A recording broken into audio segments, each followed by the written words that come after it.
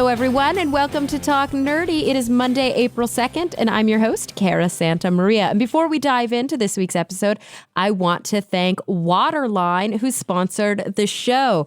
You've heard me talk about them before. I'm going to continue on this quest because I want you guys to listen to the new Waterline podcast. Go to the website right now, or go to iTunes, go to Stitcher, but also you can go to their website. Just Google Waterline, Israeli New Tech. And there's a bunch of episodes that are just super compelling. Today, I want to talk to you about the episode entitled Low Tech to High Tech Entrepreneurship, which really does focus on some of the newest, most high tech ways that we are approaching the water industry, which was historically a really low-tech industry. It really talks about how innovation, hard work, and luck play a role in any venture, especially the world of water. So guys, search Waterline Podcast on iTunes or in your Android podcast app and give it a listen. I know you won't be disappointed. I also want to thank those of you who promoted the show this week and every week by going to my website, www.carasantamaria.com, and clicking through the links there, or by visiting patreon.com/talknerdy. It's because of you, the supporters of the show, that we can keep this going week after week. I actually just got back from the Amazon rainforest, but I'm recording this before I left, so I don't have anything to report quite yet. But once I get back in a week, which will actually be now. Oh my gosh, it's so confusing when you pre-record intros. Then I'll be able to update you guys on what's going on. But I'd rather just dive right into the show this week because it's a really, really fun one.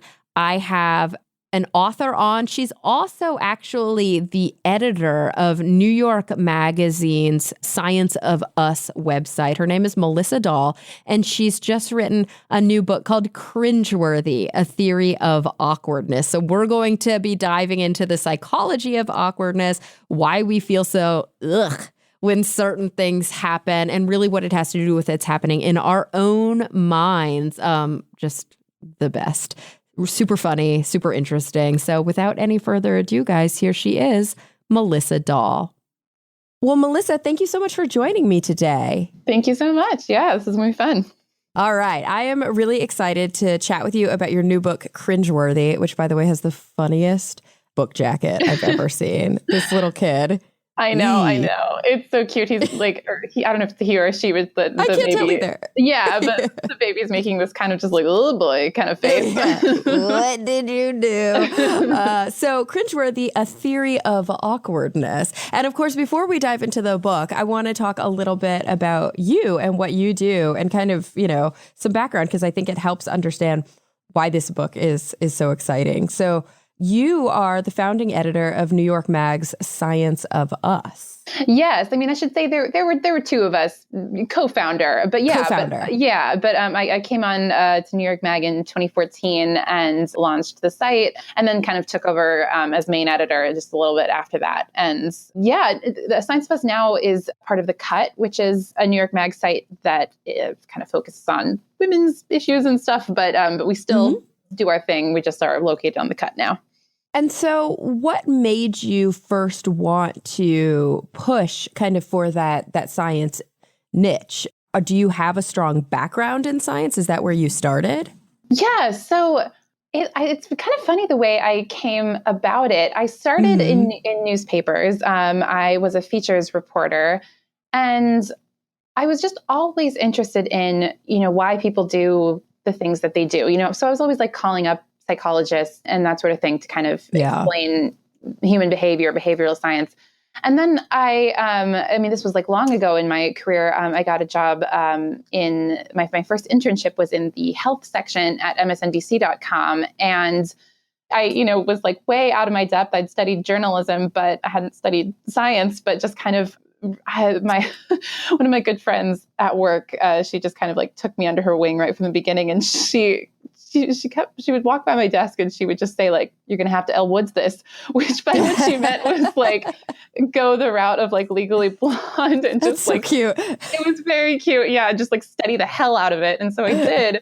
And I just, subscribed to like abstracts from just every journal I could think of and started kind of reading these academic ease and calling the magic of being a journalist is you can read the paper and then call up the academic who wrote it. Mm-hmm. And so, yeah, so I just kind of really, it's all from a place of genuine curiosity about why we do the things we do, why the human mind and brain and body work the way they do. And if that means I'm going to have to suffer through this jargony 10-page paper, okay. I love that. And I love hearing about the way that different science journalists kind of come up, because I hear all the time from young people who are interested in doing science communication or science journalism, like, what path should I take? Yeah. And it's like, there is no true path. Like, you can go to J school, you can go, you can study science, and you can learn the other skills on the job. Some people have some sort of like hybrid education, which is awesome. I didn't know that existed, when I was first coming up. I wish if I could go back in time, I would have done that, but I just didn't. My highest ambition, I wanted to be a newspaper reporter, just like a general assignment newspaper reporter. But then I just fell in love with this stuff, and it was the other kind of learning on the job. But I've been doing it now for about 11 years. So now I do have the experience, but it's so much fun. And in a way, I think it's really cool because you get to see, I think, what a lot of multidisciplinary work really, like, why it's necessary and what it really is. Because sometimes actually in the sciences, like the people who are in the labs doing this work never talk to other researchers who are in an allied field because it may be in a different department. Absolutely. I went to this really cool interdisciplinary conference last year. It was the greatest name. It was called A Symposium of Neglected Emotions. And oh no, that's hilarious. It was amazing. It was so great. I think it was just a one-time thing. I would go every year. But that was the point of it. It was like neuroscientists and philosophers and psychologists, and then me. I showed up to talk about awkwardness. And just learning from each other and different ways of looking at kind of the same questions was extremely cool. But yeah, it is something that I think a lot of us don't do enough of, no matter what field we're in, but yeah, particularly the sciences. Yeah, it's so interesting. Like you, of course, to write this book, which we'll dive into in just a second, you, of course, probably had to talk to all sorts of experts from, like you said, health-related fields, psychology, neuroscience, like all these different fields where oftentimes I think we don't ever talk to each other. And then what ends up happening, sadly, is that people like reinvent the wheel. Yeah, right. I mean, that actually kind of turned out to be the magic of writing this book. I mean, like I kind of was talking about how really my main motivator in my job and my main motivator, maybe, I don't know, throughout life has just been curiosity. I just want to know stuff. Mm-hmm. I have questions and I want to get them answered. And that's what I've always loved about this job. But I realized this very weird questions I had about, what makes us cringe, what makes awkward situations feel so uncomfortable. I couldn't find, there wasn't like a department of awkwardness studies. And so when I was first working on the book, a part of me was like, oh no, maybe there's nothing here, because if you're working on, I don't know, I read a great kind of popular press book about uncertainty, this book called Nonsense. And there's a ton of psychology research on uncertainty. And so kind of talking about like the idea of interdisciplinary, the importance of that, I kind of was forced to look further afield than just this theory in psychology, because there wasn't one about what makes us cringe. So that turned out to be super, super fun. So I would highly recommend it to anybody. Yeah, and that's why you got to literally call your book, Cringeworthy, A Theory of Awkwardness, because you really set out to kind of develop this hypothesis, this theory, because there kind of wasn't one. There wasn't one. And I mean, like I said, the whole book was out of curiosity and almost maybe a little annoyance that this didn't exist, like this is like a feeling that happens to all of us. And I just couldn't find answers that, I couldn't find one overarching theory or like a couple overarching theories or something. So yeah, I just made my own. So I have to ask, because I want to dig a little deeper. Obviously, a lot of the work that you've done through the years, and including this book, which is your first book, right? It is, yeah. Oh, how exciting. Yeah. Including this book was really sort of motivated by just pure unbridled curiosity. But what is it that made you, I mean, obviously when you first started to dig and you realized there's just not that much out there and you wanted to learn more, but what made you first be like, oh yeah, this is totally interesting to me?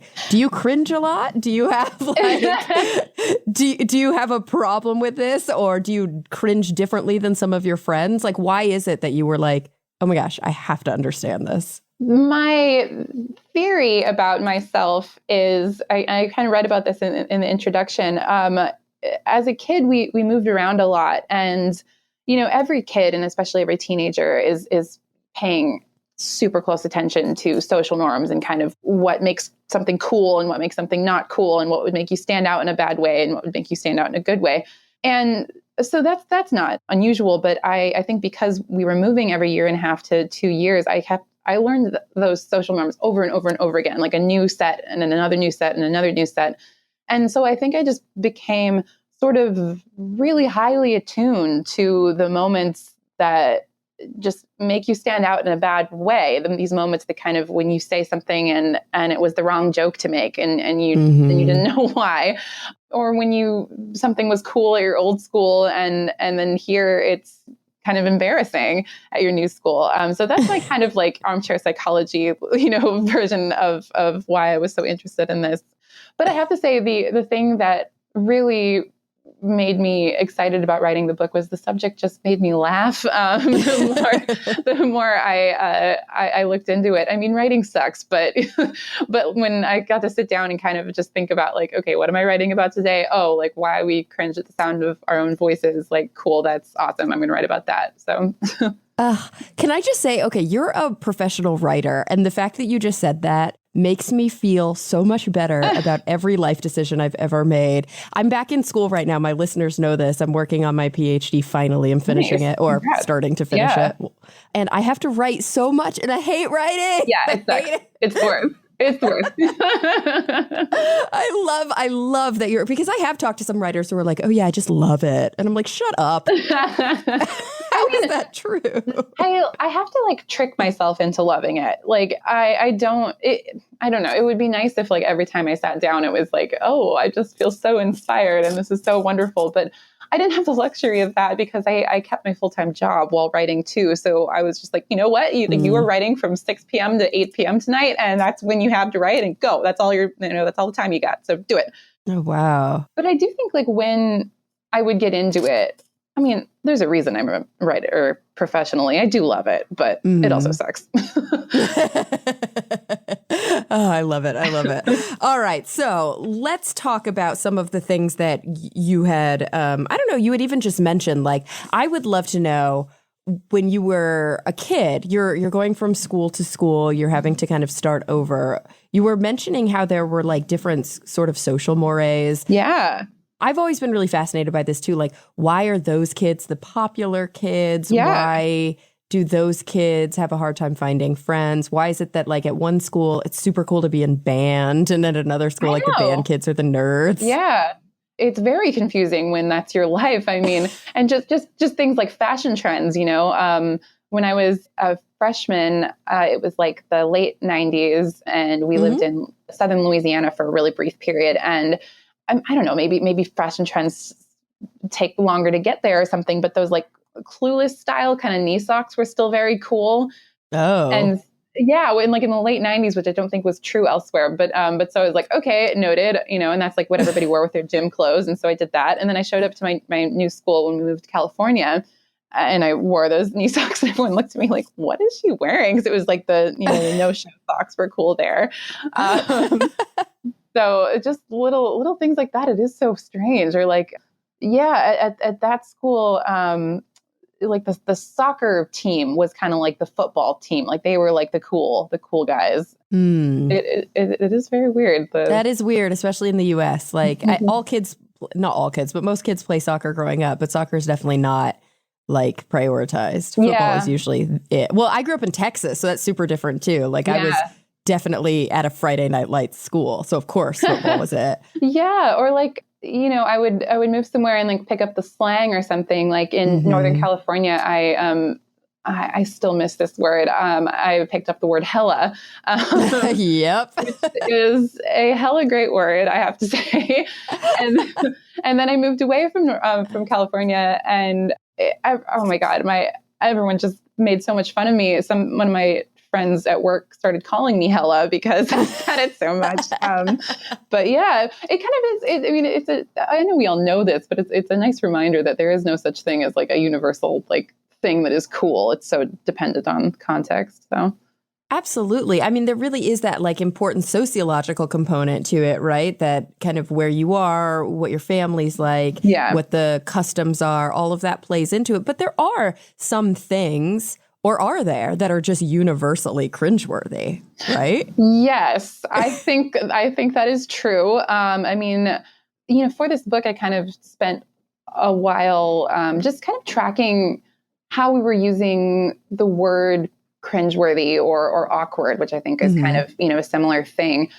And, one of the things we say make us cringe is like hearing the sound of your own voice on or on a recording specifically. That's why I pay somebody to edit my podcast. Do you really? Like, yes. That's so interesting. So I cannot. No, I can't. Oh my God. Used to for like 150 episodes. I did it myself, but finally, when I was able to afford to, I was like, the greatest joy in my life will be to not have to listen to my own voice anymore. I've been doing a ton of like radio and podcast interviews, and a lot of people have said that. People who do this like professionally, it's so interesting. Yeah, and I do a lot of television too, and that's really bad if I'm happening, especially when I was working as a broadcast journalist, because I would be in the office and I would have to go into post and sit with the editor and do like scratch recordings, and I was like, I can't be in this room anymore. I cannot listen to you replay me saying that one sentence 500 times in a row. And I like looking at myself on camera and like, oh no. Yeah. So, I mean, that kind of gets at the heart of what I consider my kind of cringe theory. Just super briefly, you might have read about this before because it's been written about, but I was doing a story a couple years ago for Science of Us about that question of why we cringe at the sound of our own voices. And this is like super simplified explanation of it. But basically, like, typically when I'm hearing myself talk, I hear it through the air, but I also hear it through the bones of my own skull. And so I guess like bone conduction transmits sound at a lower frequency. So that kind of helps explain, I don't know about you, but whenever I hear my own voice, I'm just like, oh my God, I sound like a teenager. I sound like a chipmunk. So that's kind of helps explain why.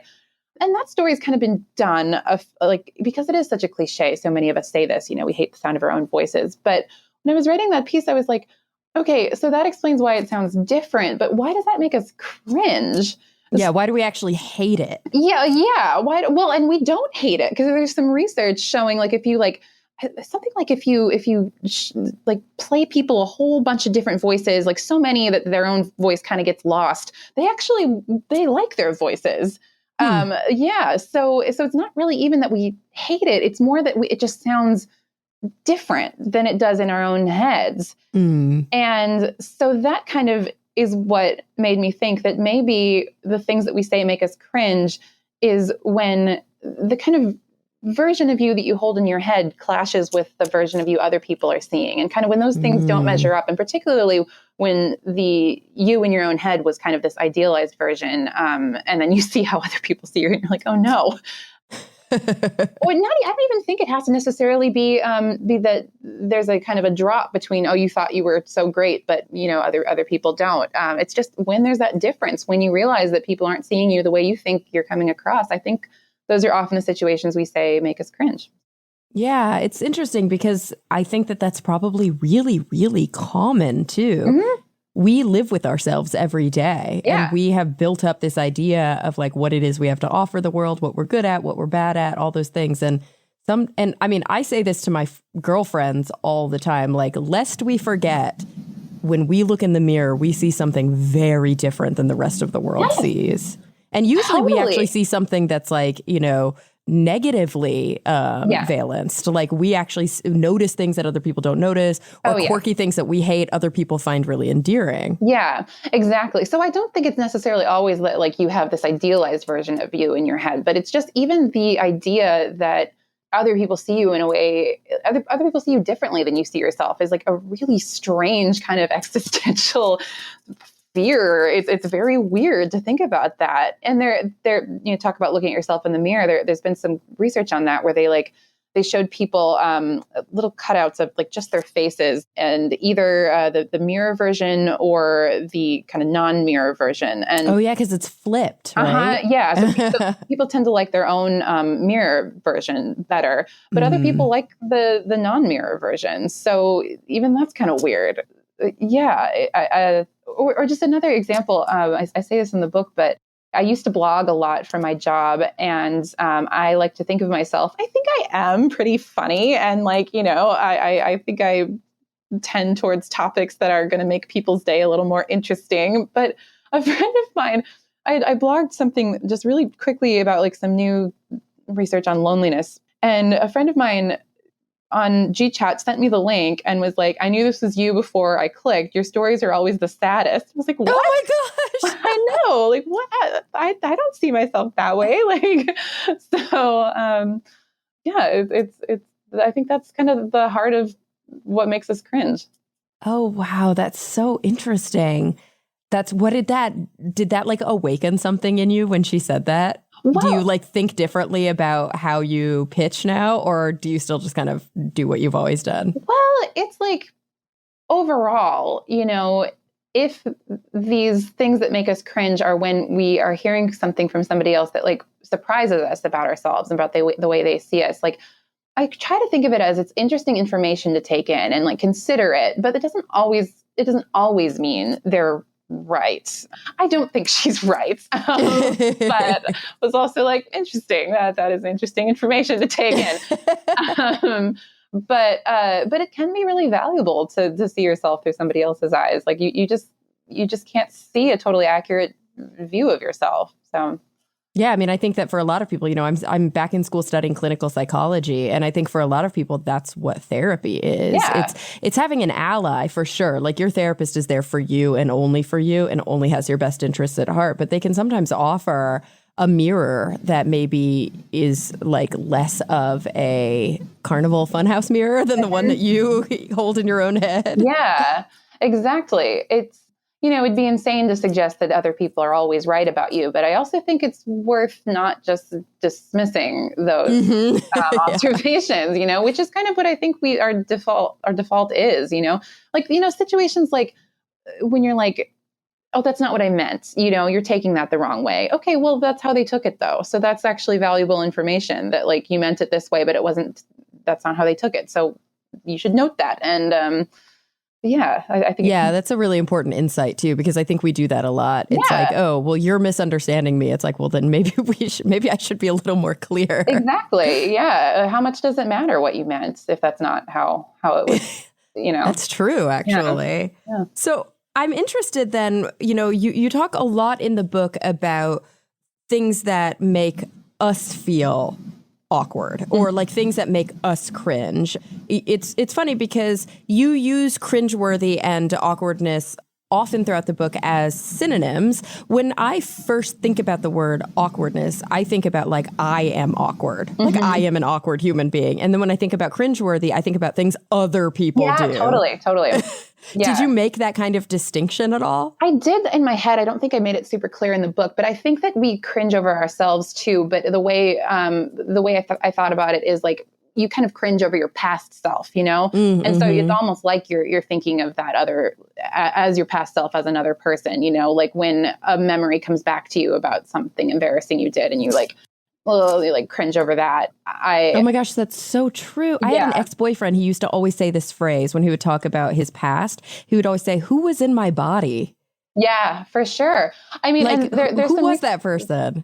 I know. And there's some research showing that too, that we, particularly we think of our future selves, we tend to think of as separate people from our present selves, but we do that with our past selves too. And so there's kind of, it makes sense. And there's kind of I think there's some benefit to maybe looking at your past self as if it's a separate person. It's not, so also leaving some space in your head for like, okay, that also is totally still me. Yeah. But thinking of yourself as a separate person, 16-year-old you it is you, but it also isn't you, you know? So keeping that separation in your head, I think, can be kind of valuable. It can kind of remind you that you have changed and you have grown, and it makes sense that you're cringing over past Melissa's behavior because she was a different person. So, yeah. Absolutely. What about when, we have nothing to do with the awkward situation? Or maybe I'm like catching myself as I'm saying this because we always have something to do with it because we are the observer. Mm-hmm. But what if we are not an active participant? Like we're literally watching a train wreck happen in front of us. And because there are just, it seems to be people who consistently do and say super awkward things. Yeah. And some people actually lean into that. I find living in LA that some comedians and stuff learned that about themselves early and made that their thing. And it actually works for them. But then there's other people who seem to be blissfully unaware. I know. For the book, I kind of made a distinction between awkwardness as kind of a personality trait and awkwardness as an emotion, because I don't know what to do with people who, it's just part of their personality and who don't feel this way. It would be nice on the one hand to be blissfully unaware, but I'm kind of glad that I'm not, because everyone else in the room is feeling it. And if I'm not feeling it too, there's no way I could ever make any kind of change, because I think sometimes this feeling does alert you to something that maybe needs to change about you. Mm. So I'm glad for those folks who can just say super awkward things and just move on with their lives, but I'm glad I'm not one of them. So. Yeah, I think that I'm kind of reminded of like Curb Your Enthusiasm or something like that. It's sort of that show is really based on just being awkward, but it's spun in such a way that I think the humor carries you through those like heart palpitation moments. Right. Or like Michael Scott is a good example too from The Office. Yeah. Like he is, quote unquote, like an awkward person, but I don't think he spends a lot of time like dwelling in, self-consciousness. I don't think he has, flashbacks from season 1 or whatever of, that awkward thing I did. And so good for him walking through the world like that. But I would rather be a little more self-aware. Oh, for sure. And it makes you wonder if Michael Scott and Larry David both have sort of like a narcissism to them that makes it okay for them to be that way. Because they do sort of have some of those traits as well. Like they're awkward, but they're also amazing. Yeah. And they don't notice that they're awkward because they're so amazing. Yeah. I think that's probably fair. Yeah. Or I think another type of person who doesn't feel awkward is just like the shameless kind of person, because a lot of this has to do with, it's like a mild version of feeling shame. Shame can be a useful emotion when not, I don't want to, obviously not in, when controlled or when, in small doses or something, but it can alert you to maybe that's not something, maybe that wasn't a good joke to tell, it's, the classic kind of like asking a woman when she's due and she's not pregnant. Okay, maybe don't comment on women's appearances. Maybe that's what you want there. It's true. It seems like there's always a continuum with a lot of these, whether they be personality traits or just individual encounters like we're talking about.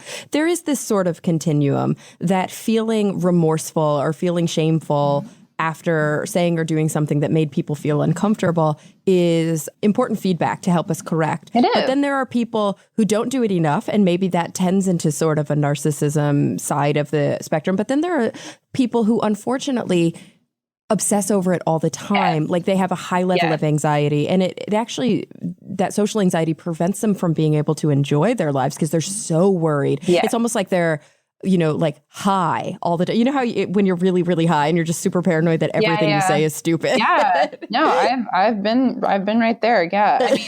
I think that the other side of this, to not be driven crazy by it, I was thinking about this the other day, actually. I think there are kind of like two types of people who aren't driven nuts by, cringing over their past selves or their current self.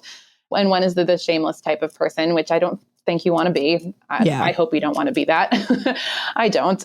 But the other kind of person is a kind of a self-accepting person. And what I mean by that is someone who acknowledges their role in whatever embarrassing mishap occurred and doesn't minimize it, doesn't say like, I don't know. I made a joke in a meeting the other day that totally didn't go over well. And I've been thinking about that. Like, so it's not like, it's not minimizing it. It's not like saying like, oh, that didn't happen or whatever. It's acknowledging like, yeah, it happened. Yeah, that probably was like maybe not the right tone to strike, but also just zooming out and being like, that's also not the most embarrassing thing that even happened in New York today, like, yeah. And just being a little easier on yourself, I think, is the other way to get through this. So you live in New York? Yes. Okay. I lived there for 1 year and it was a very awkward year for me. Oh yeah? How so? I did not adjust well. I mean, for other reasons, dealing with depression, it being dark and cold and the buildings blocking the sun and it was snowing and it was a terrible winter. And, I'm from Texas and was like, what is this white stuff on the ground? Oh yeah. But even beyond that, coming from Texas straight to New York, I remember my mom's a New Yorican. She was, born in Puerto Rico, then grew up in New York City in the Bronx. And I remember telling her, like, people here are so mean. And she was like, why, what happened? And I was like, I asked this woman if I could sit next to her on the subway. And she looked at me like I was crazy. And she's like, that's because you don't ask that question. You just sit. I was like, I don't know the rules. I know. And so, you mentioned in your book a few experiences that are like very New York, like just talking to people on the subway, which are so awkward. Yes. Okay. Yes. So the subway thing was a total kind of was one of the things that helped spark the book idea. People ask me what made you want to write about this, and there are a million different reasons, but this story I did for Science of Us was one of the reasons. There was some study that was done out of the University of Chicago a couple of years ago where they had some folks kind of just do their commute as normal. And then they had other people, they were like, okay, you're going to have to talk to whoever sits next to you on the train on your way into the city. And they asked them, how much do you think you'll enjoy your commute? And the people who were in the condition where they were going to have to chat with somebody on the train were just like, that sounds horrible. No, thank you. In the end, they ended up really enjoying their commute. And everybody wrote about this just with a total straight face. And I remember reading those articles. This was like back in 2014 when I just started at Science of Us. And I was like, yeah, right. That sounds horrible. That sounds like the worst thing ever. No, thank you. And so I like pitched to my editor at the time. I was like, why don't I try that? Like, I'll try that for a week. I'll just like recreate the conditions of the experiment to see how it really goes. And he was like, sure, whatever. So I did it. And it was like this hugely popular story for us. And I have to admit, like, it actually was like the overall experience was kind of cool because, like, people just don't do that, And I definitely had some situations where I just asked someone next to me the time and they kind of just like looked at me like, what are you doing? But I had some really nice experiences too, where there was Really? I really did. There was a gal next to me who was reading a book that I had just read. And I just, my rules were if I had to, whoever sat down next to me, I had to strike up a conversation with them. And so I mentioned something about the book and we talked for like, I don't know, 10 minutes or something. And then the conversation kind of died down. And then she got off to, it was her stop. And then she turns around and says like, bye, have a good day. It was just like the nicest little moment. And so that was kind of one of the things I thought about that made me really interested in this feeling of awkwardness. Like maybe there's some good to be had in here. But generally, yes, talking to strangers on the subway is an extremely awkward thing to do. Do you remember this study that came out in 2014? Like, as you were talking about this, I was inspired to talk about it. And I reference it a lot on the show, where they took a bunch of people and put them in a room. And first they asked them like how likely they were to like harm themselves with electricity. And most people were like, no, I'd pay money not to be harmed with electricity. And then they put them in a room all alone with just like a shock machine. Yeah. Oh, I totally remember that. Yeah, that's so funny. I wonder what I would do. Well, apparently only 25%. I just looked it up again because I'm like, most people shock themselves, which I've been overly stating that. 67% of men and 25% of women chose to inflict pain on themselves rather than to just sit there quietly with their thoughts. Wow. What an interesting gender divide. So there is a big gender difference. Yeah. Yeah. Oh my God. I don't think anybody really wrote about that. That's so interesting. It's super weird, though, that there is something about just being alone with our own thoughts that's obviously so psychically like uncomfortable for us. I wonder if there's a big tie-in with this sort of awkwardness literature or the, minimal awkwardness literature that's out there.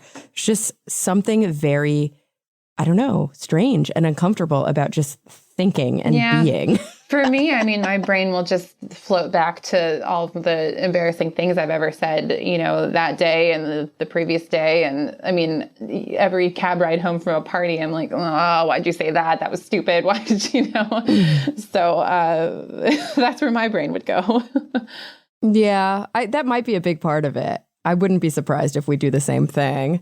Ugh.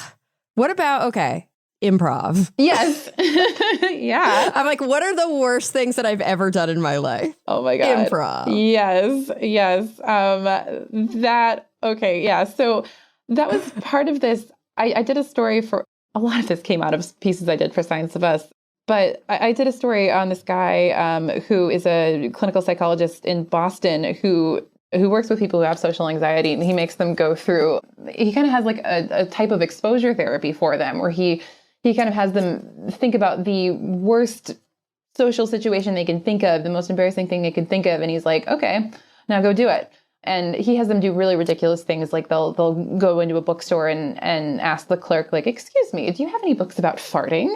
Or or they'll go to a drugstore and say to the cashier, like, do these condoms come in smaller sizes? I'm such a child because I'm like, that's hilarious. I know. I am too. I know. It's so funny. But for me, I was kind of thinking about my own version of this. Like, what is the worst thing I could think of doing? And the worst thing I could think of was like trying improv, honestly. And so I was like, all right, you got to go try it.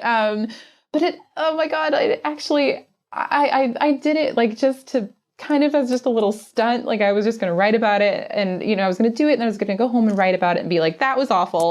Like this was stupid. Improv's dumb. The end.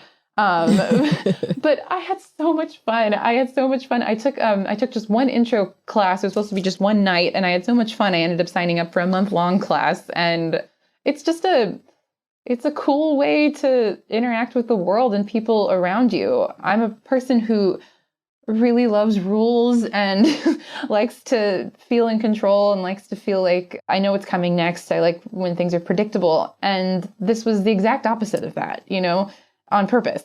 And it was actually really fun. It kind of helped me like get over myself and loosen up and just be a little more comfortable with not knowing what's coming next, which I think is a really good thing. I have to be honest, I had the exact same experience. Really? I was so scared. Yeah. And then I was like, that was really fun. I know. It took me outside of myself. And I think a big part of it, to be honest, is that the improv community, the people who teach improv classes are so supportive. Oh my God. Yes. Well, I think a lot of people come to it who are a little shy or are like maybe do have a little social anxiety. This is just anecdotal, but just the people I've talked to who are improv teachers and who are really into it, they'll tell me privately, like, yeah, I was so afraid of public speaking. One guy just told me the other day, like he would just regularly vomit before having to go talk on stage when he had some, or talk in a meeting. Yeah. So it's probably some of that kindness is because they see the fear in the new people's eyes and they're like, oh, I remember that, But it's a cool community. It is a cool thing. I expected to hate it and I just loved it. So. Oh, that's good to hear. Yeah. It was a lot of fun and I went with a friend, which I was like, oh my God, why did I do that? Yeah. Because I'm almost more embarrassed in front of somebody I know. Absolutely. Yeah. Well, I mean, that's kind of another part of my awkwardness theory, how it's like weird when you mix groups of friends, like if like your school, college friends hang out with like your home friends or like your family hangs out with your work friends or something. Mm-hmm. I think part of the situations we call awkward is when the version of yourself you're trying to present is somehow like incompatible with reality, and that becomes clear in some way. And so if you are trying to be this professional person with your work friends and then your college friends show up and like know you as this like drunk fool, then you're kind of playing two roles at once. And I think that tension is what we call awkward. And I think that's partly why also it felt weird to have your friend in the class, because you kind of wanted to be this like freewheeling, game person trying improv, but then like your friend knows you in other contexts. And like, yeah, it's that tension of trying to be two people at once a little bit. So. Oh, absolutely. And I think also, that's really why for a lot of people, college is such an important life sort of experience and life change, because in a way they get to sort of reset the clock and start over. Oh yeah, or starting a new job or moving to a new city. Yeah, it can be so nice to. All right. Well, Melissa, I've been learning so much. This has been so much fun, and I've kept you for a little longer than I promised I would. So I would love to wrap this up by asking you the same two questions that I ask everybody at the end of the show. Are you game? They're kind of big picture. Ooh, sounds fun. Ooh, yeah. All right. So I want you to think of whatever's relevant to you kind of in your mind right now, whether it's, and we're talking about the future. So whether it's like the future of your life, your career, your whatever, or it's like bigger picture, the future of humanity, the future of the earth, whatever. Number one, what is the thing that you really obsess about? It sort of keeps you up at night. You're constantly thinking about and maybe kind of bummed out, like you're not feeling great about. But on the flip side of that, so that we can end on a less awkward note, what is it that you are really, excited about and looking forward to and have kind of a lot of optimism for? Ooh, these are really good questions. Okay, the first one is kind of a bummer, which I guess is the point, but yep. But I think we should all be more afraid of like the flu and like infectious diseases. I think that's what they say is gonna kill us all. People who know about this stuff. Meanwhile, we freak out about things like, I don't know, like Ebola obviously is also awful, but the people who know what they're talking about say that it's just going to be a regular old flu that wipes us all out. And kind of not exactly the same thing, but I find antibiotic resistance completely terrifying too, and I don't know why we're not all talking about this all the time. Like what? It's so scary. Like every time, my dad like cut his finger the other day, and I just like really was watching it. Like, is it healing? Is it healing? Is it healing? Like, oh my God, I just don't know why we're not always freaked out about that. So I'm so with you. Yeah. I've had MRSA. It was horrifying. Oh my God. I'm obsessed with Maren McKenna and her work. Yes. And everything that she writes. Yes. Oh my God. Yeah. If I just want to go into like a fear spiral, like I'll watch one of her TED Talks or something. Like it's just like but it's stuff that like we all should be. It kind of is like, I mean, it's like climate change too. Obviously, is just like the one of the huge problems that eventually is going to come for us all. Like, why are we not talking about this every day? What's going on? Yeah. So that's terrifying. It's true. It's true. I'm right there with you. Yeah. But what is exciting for you? What are you looking forward to? So, I mean, just kind of another like big picture thing. I think maybe we're all feeling this way, but I am so excited about the teens. The teens are going to save us. Or, well, that's not fair to put it on them, but the teens, I mean, just these Parkland kids are just so amazing. I mean, I'm not even that old. I'm going to be 33, but I feel so cynical. I just have felt like certain things can't change. And then here are these kids that like just had the worst day of their life, and their response is to just get fired up about it and to say like, no, this the hashtag never again. This can change. This will change. We will make sure it changes. And I don't want to fall into the trope of like, oh, they'll save us all, because I want to help them, but I think they're going to be leading it. And I think that's just get super corny. I'm so inspired by the teens.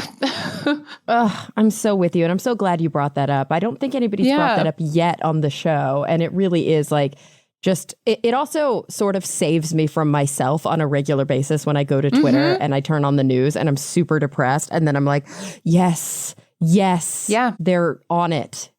I think they have some real sense just in that. I think this was like an analysis of kind of their behavior or something like that, or their responses. And the way they just ignore the president. I don't even want to say his name because it makes me mad, but they just ignore him. That's kind of just leave him out, ignore him. He's not helping. He's not going to help us. Like, let's just not even focus on that. Let's focus on what matters, and let's make some changes. That is what really gives me some real optimism.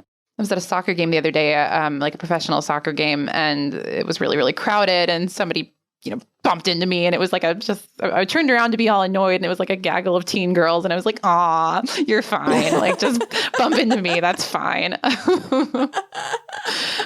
Oh my gosh. You're so funny. I'm so glad that we had this chat. Yeah, me too. This has been fun. It has been fun and not at all awkward. Guys, the book is Cringeworthy, A Theory of Awkwardness by Melissa Dahl. You can buy it anywhere books are sold right now, and I'll have a link out to it on the show notes. Melissa, thank you so much for joining me. Thank you so much. This was so fun. Absolutely. And everyone else listening, thank you for coming back week after week. I'm really looking forward to the next time we all get together to talk nerdy.